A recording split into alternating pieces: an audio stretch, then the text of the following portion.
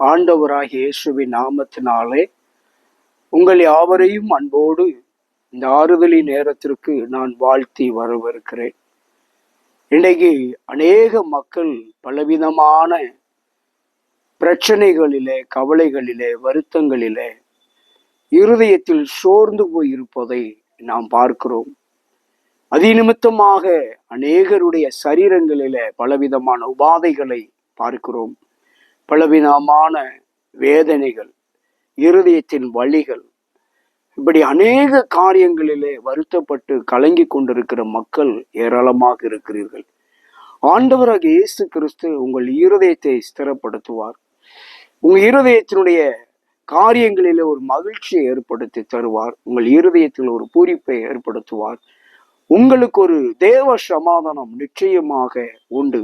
இன்னைக்கு அநேகர் இருதயத்தில் பாதிக்கப்பட்ட மக்கள் ஏராளம் பேர் இருக்கிறார்கள். கலக்கத்தோடு, பயத்தோடு கலங்கி கொண்டிருக்கிறார்கள்.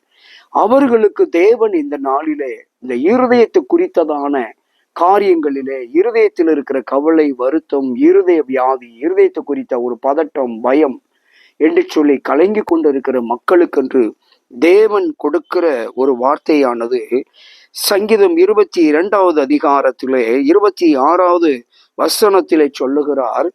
சாந்த குணமுள்ளவர்கள் புசித்து திருப்தி அடைவார்கள், கர்த்தரை தேடுகிறவர்கள் அவரை துதிப்பார்கள், உங்கள் இருதயம் என்றென்றைக்கும் வாழும் என்று சொல்லி ஆண்டவர் சொல்லுகிறார். நான் அநேகருக்கு அடிக்கடி சொல்லுவது உண்டு. இருதய பிரச்சனையில, இருதயத்துல நோய் உள்ளவர்களுக்கு இல்லை அடிக்கடி ஒரு பயம், ஹார்ட் அட்டாக் பிரச்சனைகள், ஏதோ ஒரு விதமான இருதய கலக்கம் இருமாகினால், எந்த உறுப்பாய் இருந்தாலும் சரி, வேதம் இந்த வசனம் சொல்லுகிறது உன் இருதயம் வாழும் என்று சொல்லி. அது போல உங்கள் இருதயம் வாழும் என்று நீங்கள் அறிக்கை செய்யுங்கள்.